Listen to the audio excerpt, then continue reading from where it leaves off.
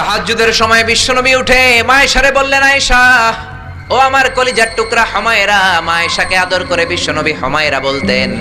হুমায়রা মানি যেই মহিলা রেগে গেলে, খুশি হয়ে গেলে, রাগের চোটে, খুশির চোটে দুইটা গাল আনার ফলের মতো টকটকে লাল হয়ে যায়। কোন সুবহানাল্লাহ। মায়েশা রেগে গেলে গালগুলো লাল হয়ে যেত, গাল দুইটা টকটকে লাল আকার ধারণ করত। বিশ্বনবী তাকে হুমায়রা বলতেন, হুমায়রা মদিনাতে কেউ জেগে নাই, চলো না আমরা দৌড় দৌড় খেলি। মায়েশা মহা খুশি, কারণ সব বিবিরাই চায় স্বামীরা একটু রোমান্টিক হোক। কোন ঠিক কিনা? সব বিবিরাই চাক স্বামী আমার দিকে স্পেশাল নজর দেখ। সব বিবিরা চায় স্বামী আমাকে নিয়ে পারলে একটু রেস্টুরেন্টে ঘুরতে যাক, স্বামীরা পারলে আমারে একটু বেড়াতে নিয়ে যাক। এরকম আবদার বিবিদের কাছে আছে না নাই? কিন্তু এমন অনেক স্বামী খুঁজে পাবেন বছরের পর বছর যায়, বিবিরে সালামও দেয় না। আছে না নাই? খিটখিটে মেজাজ দেখায়, ধমক দেয়, আবার যৌতুকের জন্য পিটায়। আছে না নাই? জোরে বলেন, আছে না নাই? শয়তান দিল যৌতুক, কোরআন দিয়েছে মোহর।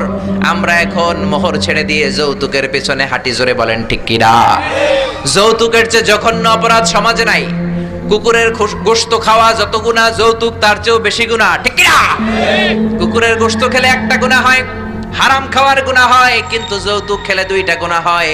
এক হলো হারাম খাওয়ার গুনাহ, দুই হচ্ছে শ্বশুর বাড়ির উপরে জুলুম করার গুনাহ। জোরে বলেন ঠিক কিনা? মায়েশা বললেন, ইয়া রাসূলুল্লাহ আমি দৌড়াদৌড়িতে রাজি। বিশ্বনবী বললেন, লেটস স্টার্ট দ্য কম্পিটিশন। চলো কম্পিটিশন শুরু করি। ওই যে মদিনার মসজিদের পাশে বড় একটা পিলার দেখা যায়, ওই পিলারের মধ্যে কে যে আগে ধরতে পারে রে আয়েশা, চলো আমরা দৌড় দেই।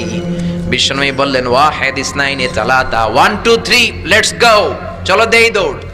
বিশ্বনবী অপেক্ষাকৃত মোটা ছিলেন, মায়েশা চিকন ছিলেন। মায়েশা দৌড় দিলেন, বিশ্বনবীকে পেছনে ফেলে ওই পিলার ধরে মায়েশা ফার্স্ট হয়ে গেলেন। কোন সুবহানাল্লাহ। মায়েশা মহা খুশি, খিলখিলিয়ে হাসছেন। বিশ্বনবী মুচকি হাসতেন। আমার নবী কখনো খিলখিলিয়ে হাসেন নাই। আমার নবী সব সময় মুচকি হাসতেন। মুচকি হাসলে বিশ্বনবীর ঠোঁটও দেখা যেত, হালকা একটু দাঁতও দেখা যেত। পরে আল্লাহু আকবার। সব সময় তিনি তাবাসসুম পছন্দ করতেন।